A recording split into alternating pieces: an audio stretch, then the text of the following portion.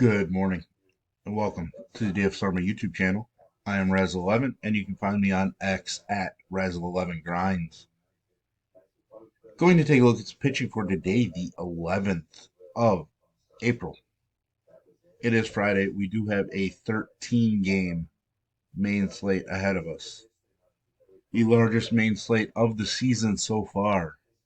A lot to take in, a lot to figure out, just a lot. Um, A reminder, this is a first look at the pitching options on the slate.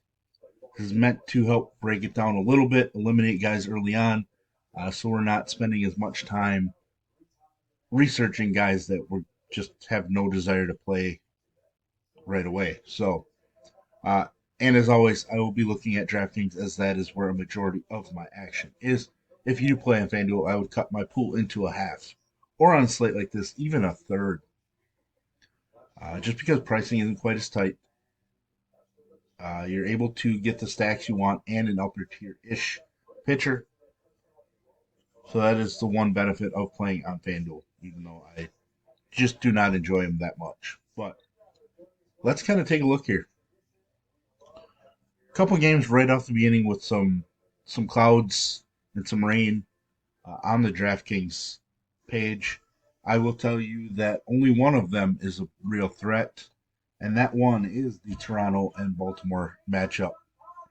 Cold, rainy, very strong, very strong chance of a PPD in that game. I would not be shocked if we find out um, in the next 5 hours that that game is going to be canceled. But we will want to pay attention to make sure there isn't some drastic switch in rain. Uh, Yankee Stadium, the game that we like to target. Wind is blowing in a little bit. There is some rain and it's cold. Will that deter those Yankees bats? Maybe, maybe not. Robbie Ray, interesting strikeout option, but he can walk a lot of guys and give up some long balls. So there we kind of have it. A lot of the evening games have some temperatures that are creeping up. Obviously, Chicago cold, Minnesota, St. Louis, the Midwest, basically pretty cold yet. But there are a lot of West Coast games, 5 of them tonight to be exact. And then Miami, Houston, those games being warm weather. Tampa Bay as well. So there's kind of a quick look at the weather. You can take a look at this, obviously pause it, get an idea of what's going on, um, the ratings. I look at this every single day. I know I've started to include this in some of these videos. I reference this a lot throughout the day to get an idea. Wind, always something that I'm looking for as well. So we'll jump into the pitching options on this particular slate. We do have a lot of them, 26 pitchers to be exact. We eliminate the Toronto Baltimore game. You know, we're down to a 12 game slate, 24 pitchers to try to trim to around 8 for an MME pool. Obviously, you guys that only play 20 max, single entries, that sort of thing, you do have to eliminate a few more. Makes it a little difficult at times, but other times you do get a big boost by being able to eliminate so many, just because there are a lot of questionable options out of a lot of slates. I've kind of looked over some of the props for some of these pitchers to get an idea. I have some of them written down in front of me, so I don't have to bounce around as much.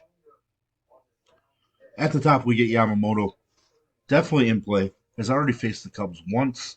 That start came in Japan. Has one double-digit strikeout performance and then 2 performances of 5 or less. Kind of some extreme differences there. I think he's got to be in play, even though this Cubs offense has done some damage so far. Such an extreme ground ball pitcher with some K upside. He is a minus 198 favorite, which I believe was number 2 on this slate. He is plus 140 to get the W, which is second behind Aaron Nola. K prop of 5.5 with juice on the over. Solid numbers for Yamamoto. Somebody that I'm definitely going to be interested in. Initially, I was thinking about the counterpart, Matthew Boyd on the other side, is yet to allow a run for the Cubs. Obviously, he's probably going to be allowing a run or multiple runs against the Dodgers. Uh, I do have some debate here because the Dodgers have shown the ability to strike out a decent amount, especially against left-handed pitching. And he was strong against a couple of teams that put the ball in play, that have done damage against left-handed pitchers over the last couple of years in San Diego and Arizona. I don't think he's going to go out there and beat Yamamoto and the Dodgers, but this game has a total of just 8 with juice on the under. His K prop's only 4.5 with juice on the over, but I'm intrigued by the spot because it's a pitcher that I just don't think anybody's going to be using on this particular slate. And that's a big thing for me because I do think he has upside into the mid 20s, and that's what I want for my pitching options. I don't care all that much about pricing. I just want guys that have the upside to go 25 to 30 DK points when things kind of line up for them. And I do think that Boyd has that in his range of outcomes here. Just put up 23 against San Diego. So there is enough upside. Uh, that might be kind of a ceiling at this point in Boyd's career, just because that last start, obviously, he did not allow any runs, and I just don't foresee that part happening tonight. But is there upside to 7 or 8 Ks? I think there is. DeGrom, obviously in play. His key numbers haven't been super strong through 2 starts. Uh, had some struggles against Tampa Bay, which was kind of shocking. A few more fly balls. Did see a pitch increase, which is nice. Maybe should see another one to 90 pitches, hopefully. Big thing here for DeGrom. He has the top K prop on the slate at 7.5. Juice is on the under, but still, it is the highest K prop. The game total in this one is just 6.5 as well. So we do get a nice setup for pitching with Bryce Miller on the other side. DeGrom is plus 145 to pick up the W. So a lot of props leaning towards DeGrom here. I am definitely interested. He might be my second favorite spend up behind a guy like Nick Pivetta. Pivetta, K's haven't been there yet this year. Dealt with some walks last time out, some hits, etc. I think the wind was blowing in and it was cold that day in Chicago. And the Cubs have shown when it's cold blowing in, like they're just going to get on base and run and cause havoc. He just allowed a ton of base runners. Rough start. Dominated Atlanta to begin the season. I would think that he's probably live to throw 90 to 95 pitches. Uh, his K prop sitting at 6.5 with juice on the over, which is the second strongest K prop on the slate. He is a minus 205 favorite, which is the largest favorite. He's plus 135 to get the W,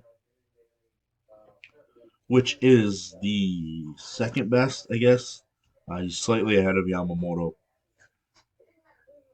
Just a great spot against a Colorado team coming out of a homestand in Coors. We know how we like to target pitchers against teams coming out of series in Coors. And the Rockies had been home for, I believe it was 2 series in a row. I think it was a full week, roughly.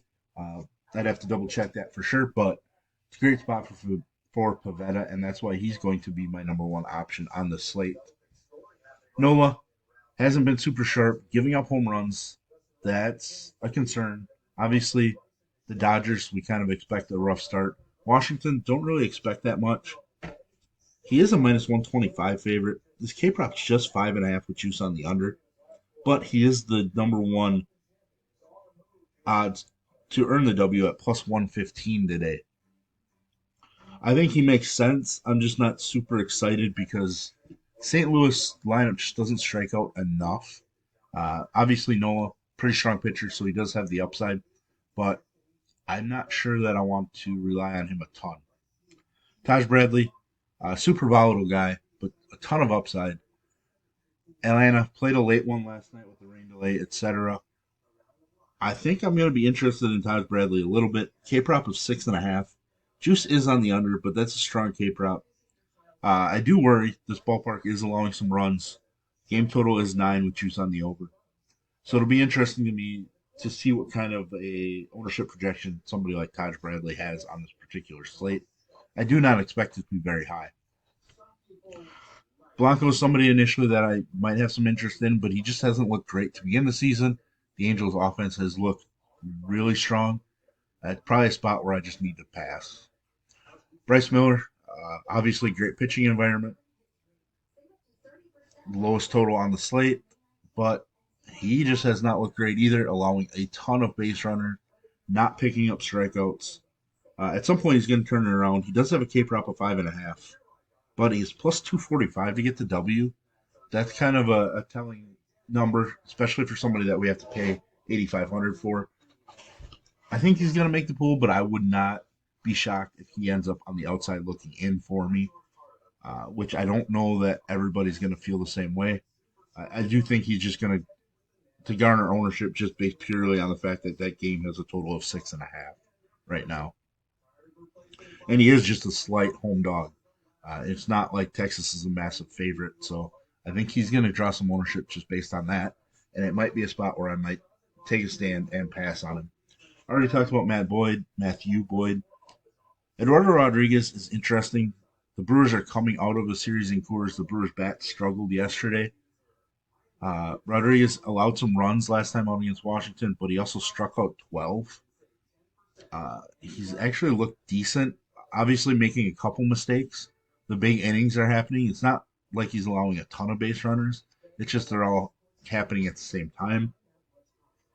He's a minus 162 home favorite. He's just plus 165 to pick up the W, which I think is pretty strong odds considering. Uh, he's the same as Taj Bradley. He's a better favorite than Sean Newcomb, who's facing the White Sox. Um, Stronger than Mitchell Parker, even against Miami. Robbie Ray, somebody that I want to use, but I'm kind of worrisome. Strikeouts haven't been there yet. It's the Yankees offense. Yankees can strike out quite a bit, and we talked about the weather to start. It is solid pitching weather for the most part, but I do worry about his control because he's not the best at control, even in ideal weather. So he may have some issues. But he's somebody that I'm definitely considering. Mitchell Parker, somebody that I'm going to consider and probably use. His K to walk rate, not the greatest, but he's looked pretty solid to begin the season. Taking on a weaker Miami squad, plus 180 to get the W. He is a slight favorite at minus 115. The one worry, obviously, his K prop is just 4.5 with juice on the under. Skipping over Francis because of the weather. Sears, somebody I do like, but that ballpark, I think that's probably going to be a pass for me. Reese Olson taking on the Twins. I'm certainly interested because of the Twins' offense has been so weak. He was okay against the White Sox. Nothing spectacular. Game total just 8 with juice on the under. Olson is plus 150 to get the win with a K prop of 5.5. It's definitely somebody I want to consider. I'm just not sure we're going to get there. Edward Cabrera, somebody that I want to consider, but he didn't get too stretched out in his second rehab start before getting this call. So it might be somebody that we pass on. Um, mainly because we have a guy like Sean Newcomb who is taking on the White Sox and has looked decent, or at least did last start. Struggled a little bit against Baltimore. Former top prospect for the Braves. I'm intrigued enough because I do think there is enough upside in this spot as a massive favorite. Low total of 8 with juice on the under. 4.5K prop juice on the over, and plus 175 to get the W. So if we're going to go cheap, it's going to be Newcomb. I'm just not sure I'm getting there. But there we have it. There's the first look at the pitching. If you enjoy what I bring to you, please hit the like button, hit the subscribe button, turn the notification bell on, get the alert anytime we drop videos here at the FX Army. If you want to join us, get access to everything, our coaches, tools, sheets, Discord, links are in the description below. You can use promo code RAZ, that's RAZ, for 10% off monthly. And as always, best of luck, everybody.